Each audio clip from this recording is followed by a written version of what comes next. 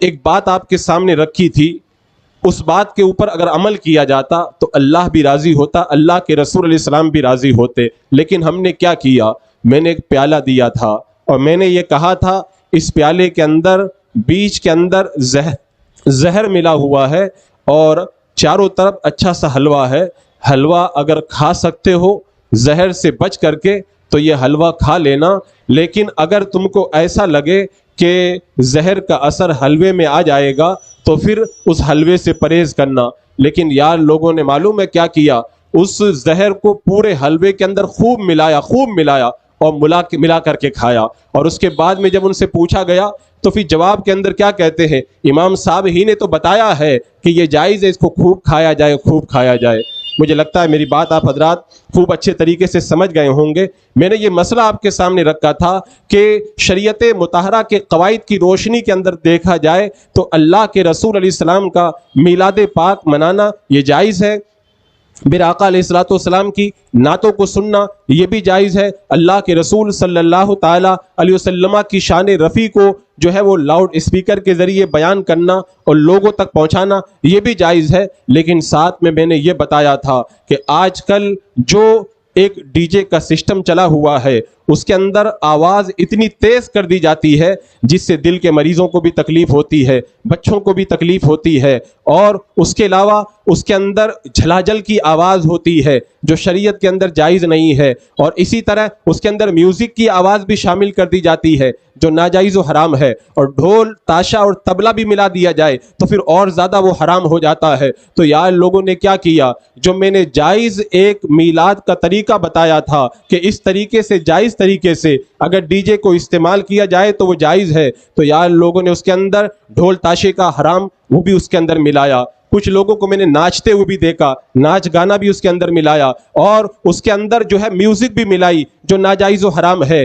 تو آپ سوچیں اور اندازہ لگائیں اگر میں آپ کو ایک اچھی چیز کھانے کے لیے دوں اور بتا دوں کہ اس کے ساتھ میں جو زہر ہے اس سے بچ کر کے رہنا، تو آپ کو بچنا چاہیے تھا. یہ کیا بات ہوئی کہ زہر کو اس اچھی چیز کے اندر ملا کر کے کھایا اور تہمت مجھ پہ رپی گئی، الزام میرے اوپر لگایا گیا، نام میرا لیا گیا. الحمدللہ میں اس الزام سے بری ہوں، اس تہمت سے بری ہوں. میں نے کل بھی کہا تھا، آج بھی کہتا ہوں کہ شریعت مطہرہ کی روشنی کے اندر جائز طریقے سے اگر میلاد پاک کو بیان کیا جائے، سنا جائے یا لاؤڈ اسپیکر کے ذریعے سنوایا جائے یہ جائز ہے، باعث ثواب ہے، خیر و برکت کا کام ہے. لیکن اگر ڈھول اور تاشے کے ساتھ میں نعت پاک کو سنا جائے یہ ناجائز و حرام ہے. اگر طبلہ جھلاجل کے ساتھ میں بجا کر کے نعت پاک کو سنا جائے وہ بھی ناجائز و حرام ہے. سارنگی کی آواز ہو وہ بھی ناجائز و حرام ہے. اور نعت پاک کے اندر جس طرح کی آوازیں ملائی گئی، جس طرح کی میوزک ملائی گئی یہ بھی شریعت کے اندر جائز نہیں ہے. میرے آقا صلی اللہ تعالی علیہ وسلم ایک راستے سے گزر رہے ہیں، قافلے کے اندر شامل ہیں. قافلے کے اندر میرے آقا علیہ السلام نے دیکھا ایک اونٹ ہے، اس اونٹ کے گلے کے اندر ایک گھنٹی ہے، گھنٹی کی آواز آ رہی ہے. میرے آقا علیہ السلام نے فرمایا جاؤ اس گھنٹی کو توڑ دو. صحابہ کرام نے گھنٹی کو جا کر کے توڑ دیا. پوچھا گیا تو میرے آقا علیہ السلام نے بتایا کہ جس قافلے کے اندر گھنٹی کی آواز ہوتی ہے اللہ کی رحمت کے فرشتے اس قافلے کے اندر نہیں آیا کرتے ہیں. حضرت عبداللہ ابن عمر رضی اللہ تعالیٰ عنہ ایک راستے سے گزر رہے ہیں، راستے میں بانسری کی آواز آئی، آپ نے اپنے کانوں میں انگلیاں ڈال لی، آگے جا کر کے پوچھا کہ وہ آواز آ رہی ہے کہ بند ہو گئی؟ بتایا گیا حضرت نافع ابن نافع کہتے ہیں وہ آواز بند ہو گئی ہے. آپ نے انگلیوں کو نکال لیا، پوچھا کہ تمہیں پتا ہے میں نے ایسا کیوں کیا؟ تو جواب کے اندر انہوں نے کہا ہمیں نہیں پتا. تو حضرت عبداللہ ابن عمر نے کہا ایک بار میں اللہ کے رسول علیہ السلام کے ساتھ میں جا رہا تھا، راستے میں بانسری کی آواز آئی، میرے آقا صلی اللہ تعالی علیہ وسلم نے اپنی کانوں کے اندر انگلیاں ڈال لی، اسی لیے میں نے بھی جب بانسری کی آواز کو سنا تو اپنے کانوں کے اندر انگلیاں ڈال لی. اب اپنے دل پہ ہاتھ رکھ کے بتاؤ اگر قافلے کے اندر ایک گھنٹی بج جائے، میرے آقا فرماتے گھنٹی کو توڑ دو اس لیے کہ رحمت کے فرشتے نہیں آتے ہیں. اگر میرے آقا علیہ السلام راستے سے گزرے بانسری کی آواز آ جائے، میرے آقا فرماتے ہیں میرے آقا علیہ السلام کانوں میں انگلی ڈال لیتے ہیں. اللہ کے رسول علیہ السلام نے فرمایا اللہ تبارک و تعالیٰ نے مجھے مبعوث فرمایا تاکہ میں باجوں کو توڑ دوں، اب آپ بتائیں آج آپ نے جو میلاد منایا میرے آقا علیہ السلام کو خوش کرنے کے لیے منایا, اللہ کے رسول علیہ السلام کی آنکھوں کو ٹھنڈا کرنے کے لیے منایا, اللہ کے رسول علیہ السلام کی شفاعت کا حقدار بننے کے لیے بنایا, تو پھر وہ کام کرنا چاہیے جس سے میرے آقا خوش ہو, جن کا میرے آقا علیہ السلام نے حکم دیا. آقا تو گھنٹی کو توڑنے کا حکم دے اور تم میلاد کے نام پر مسجد کے دروازوں کے سامنے تم میوزک بھی بجاؤ, ڈھول تاشا بھی بجاؤ, سارنگی کی آوازوں کے ساتھ میں نعتیں بھی بجاؤ, جھلاجل دف کے ساتھ میں نعتوں کو بھی بجاؤ. میں یہ کہنا چاہتا ہوں اگر تم بجاتے ہو میں آ کے تمہارا ہاتھ نہیں پکڑ سکتا. اللہ کی مار بڑی سخت ہے. اللہ تعالیٰ ارشاد فرماتا ہے ان بطش ربک لشدید, اللہ کی پکڑ بڑی سخت ہے. اللہ جب پکڑتا ہے تو 400 سال تک خدائی کا دعویٰ کرنے والا فرعون بھی ڈبکیاں لگاتے ہوئے رہ جاتا ہے. شداد جیسا شخص بھی اپنی جنت میں نہیں داخل ہو پاتا ہے. نمرود کو ایک مچھر سے اللہ مروا دیتا ہے اور قارون کو اس کے خزانے کے ساتھ میں اللہ زمین کے اندر دبا دیتا ہے. تو آج ہم اپنے قوت بازو سے نہیں دبا سکتے. ہمیں پتا ہے آپ لوگوں کے پاس میں جتا ہے, ہمیں پتا ہے آپ لوگ بڑی طاقت والے ہیں, جو کرنا ہے وہ کر لو, وقت آنے والا ہے انشاءاللہ حساب و کتاب ہوگا, اللہ کی بارگاہ میں حاضری ہوگی, میرے آقا علیہ الصلوۃ والسلام کی بارگاہ میں پیشی ہوگی. میرے آقا پوچھیں گے میرا میلاد منایا تھا, میں نے تو اونٹ کی گھنٹی بھی نکلوا دی تھی, میں نے بانسری کی آواز کی سن کر کے کانوں میں انگلیاں بھی رکھ دی تھی, میں نے تو بینڈ باجوں کو توڑنے کا حکم بھی دیا تھا. تم قوالی کے وہ اشعار بجاؤ بینڈ باجوں کے ساتھ میں جس کا شریعت سے کوئی تعلق نہیں ہے, وہ قوال نہ جانے کیا الٹا سیدھا پڑھ کر کے گزر جائے. بانسری بجاؤ, میوزک بجاؤ, شریعت مطہرہ کی حرمتوں کو پامال کرو. دنیا میں تو تمہارا ہاتھ کسی نے نہیں پکڑا تھا, اور میں یہ بڑے جو ہے وہ واضح الفاظ کے اندر کہنا چاہوں گا, اگر تم گناہ کر رہے ہو ہم آپ لوگوں کے ہاتھ تو نہیں پکڑ سکتے. میں اپنی یہ ذمہ داری سمجھتا ہوں. میرے پاس میں لوگ آئے, کوئی آ کے کہہ رہا حضور دل کا مریض ہوں, یہ اتنا زور سے بجا رہے ہیں میرا دل دھک دھک کرتا ہے.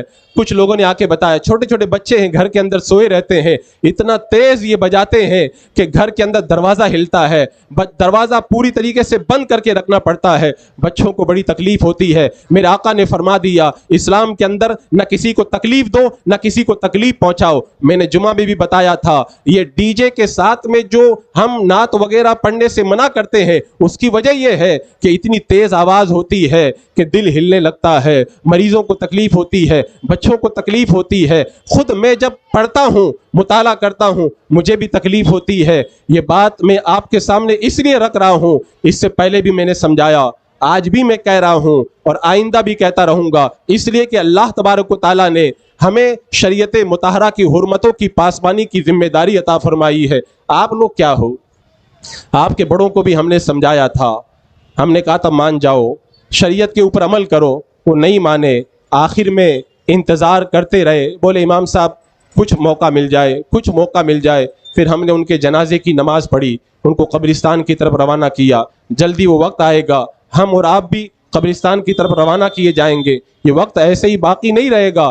میں بڑے واضح الفاظ کے اندر کہوں گا, اللہ کو راضی کرو, اللہ کے رسول کو راضی کرو. شیطان کیا چاہتا ہے, شیطان کو پتا ہے کہ وہابیہ تو عید میلاد نہیں منائیں گے, وہ ان کو تو بہکانے نہیں جاتا ہے, لیکن اس کو پتا ہے سنی عید میلاد منائیں گے, ان کو ہم روک نہیں سکتے. اگر ہم روکیں گے ان کے علماء قرآن کی آیتیں سنائیں گے, حدیث پاک کو سنائیں گے, آثار صحابہ کو سنائیں گے, بزرگوں کے اقوال کو سنائیں گے. جب یہ سنی سنیں گے مچل جائیں گے اور عید میلاد منانے کے لیے پوری طریقے سے تیار ہو جائیں گے. تو شیطان اپنے چیلوں سے کہتا ہے عید میلاد منانے سے نہیں روک سکتے, ایک کام کرو ان سے حرام کام کرواؤ, شریعت کے خلاف کام کراؤ. اب مجھے بتاؤ عید میلاد آپ منا رہے ہیں, میرے آقا کو خوش کرنے کے لیے منا رہے ہیں, اور اللہ کے رسول علیہ السلام نے شریعت مطہرہ نے بتا دیا کہ ڈھول تاشا بھی حرام ہے, سارنگی بھی ناجائز و حرام ہے. تو یہ سب حرام چیزیں صاف طور پر آپ کی نگاہوں کے سامنے رکھ دی گئی, پھر بھی آپ ضد کریں,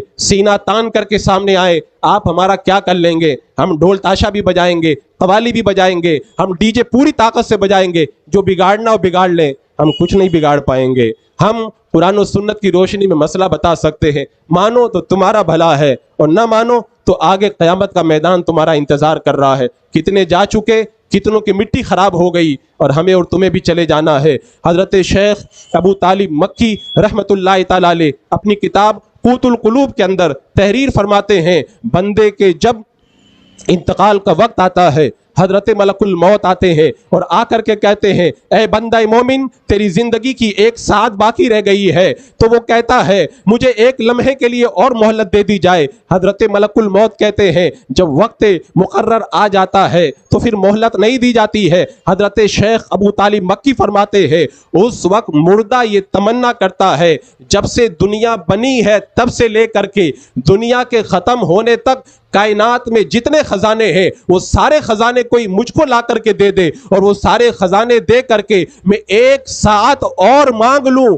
تاکہ 1 ساعت اور میری زندگی کی بڑھ جائے، تاکہ میں اپنے گناہوں کی معافی کا سامان کر لوں۔ بندہ ساری زمین کے خزانے اگر دینا چاہے، 1 گھڑی اس کو سارے خزانوں کے بدلے میں نہیں مل سکتی۔ اللہ نے تو بغیر خزانے کے، بغیر سونا چاندی کے، بغیر مال و دولت کے آپ کو اللہ تبارک و تعالیٰ نے اتنی سانسیں عطا فرمائی، اتنی زندگی عطا فرمائی، تو جو دولت خزانوں کے بدلے نہیں خریدی جا سکتی، اتنی بڑی دولت پا کر کے اترا گئے، اپنی جوانی پہ اترا گئے، اپنی جوانی پہ ناز کر بیٹھے، اپنی طاقت کے اوپر پھول گئے۔ موت کا وقت آئے گا تو اسی 1 گھڑی کے لیے ترسو گے اور تمنا کرو گے کاش 1 گھڑی مل جائے۔ ہم نے جو غلط طریقے سے میلاد بنا کر کے، حرام طریقے سے ڈی جے بجا کر کے، ڈھول تاشا طبلہ سارنگی اور دف جلاجل کے ساتھ بجا کر کے جو گناہ کیا تھا، کاش سارے خزانے مل جائیں اور اس گناہ کی توبہ کا موقع مل جائے، وہ موقع بھی نہیں دیا جائے گا۔ حضرات مکرم آج وقت ہے، میں آپ حضرات کا خیر خواہ ہوں۔ میلاد پاک کو تو ہم ہی لوگ ثابت کرنے کے لیے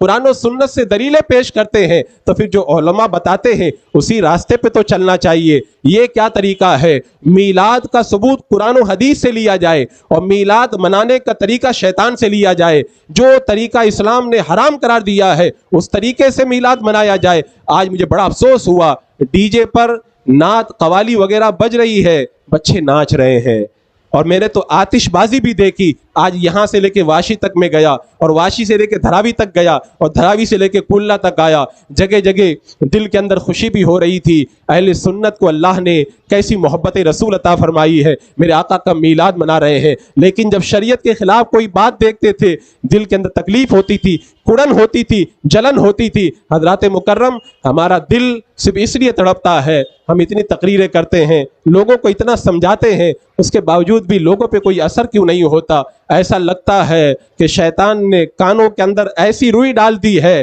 کہ اچھی باتیں ان کانوں کے اندر جانے کے لیے تیار نہیں ہے۔ اور مجھے بڑا افسوس تو اس وقت ہوا کہ لوگ آ کے مجھے بتانے لگے کہ سب یہ کہہ رہے ہیں حضرت نے اعلان کر دیا ہے کہ ڈی جے بجانا جائز ہے، یہ تو ایسے ہی ہو گیا۔ میں نے کہا تھا کہ حلوہ کھانا جائز ہے لیکن زہر سے بچا کے کھانا۔ لوگوں نے اس حلوے کے اندر زہر ملا کے کھایا اور یہ اعلان کیا کہ حضرت نے بتایا تھا کہ ایسے حلوے میں زہر ملا کے کھاؤ تو بڑا مزہ آئے گا۔ معاذ اللہ رب العالمین، میں کبھی بھی یہ گوارا نہیں کروں گا کہ ایک جائز چیز کو بتاؤں اور ناجائز کے ساتھ میں ملا کر کے کرنے کا حکم دوں۔ آپ نعت پاک بجائیں اور اتنی آواز میں بجائیں کسی کو تکلیف نہ ہو، اس کے اندر سارنگی کی آواز نہ ہو، طبلے کی آواز نہ ہو، ڈھول تاشے کی آواز نہ ہو، میوزک کی آواز نہ ہو۔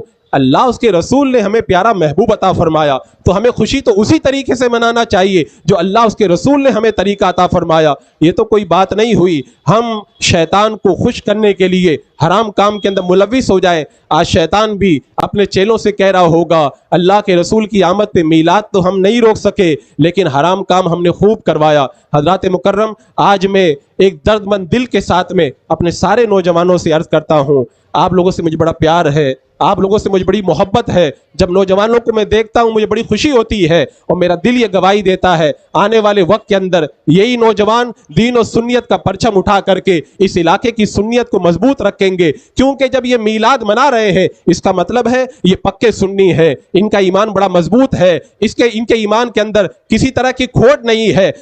جب آپ سے ہمیں اتنی امیدیں وابستہ ہیں، آپ سے اتنا پیار ہے، میں محبت کے ساتھ آپ لوگوں سے ایک جو ہے اچھا بھائی ہونے کی حیثیت سے یہ نصیحت اور وصیت بھی کرتا ہوں، گزارش بھی کرتا ہوں، اپیل بھی کرتا ہوں۔ حضرات مکرم، آپ شریعت مطہرہ کے دائرے میں میلاد مناؤ۔ میرے آقا علیہ السلام کی آمد پہ آپ نعت پاک لگاؤ، یہاں پہ لاؤڈ اسپیکر بھی لگاؤ، اچھی نعتیں بجاؤ، قوالی مت بجاؤ، ڈھول تاشا کا انتظام مت کرو اور ڈی جے کی وہ آواز نہ لگاؤ جس سے لوگوں کو تکلیف ہو۔ اور میں تو کہتا ہوں ڈی جے لاؤ ہی نہیں، اس کے اندر میوزک بھی شامل کر دی جاتی ہے، طبلہ اور سارنگی کی آواز بھی شامل کر دی جاتی ہے۔ حضرات مکرم، کیا نعت کے اندر آپ کو مزہ نہیں آتا؟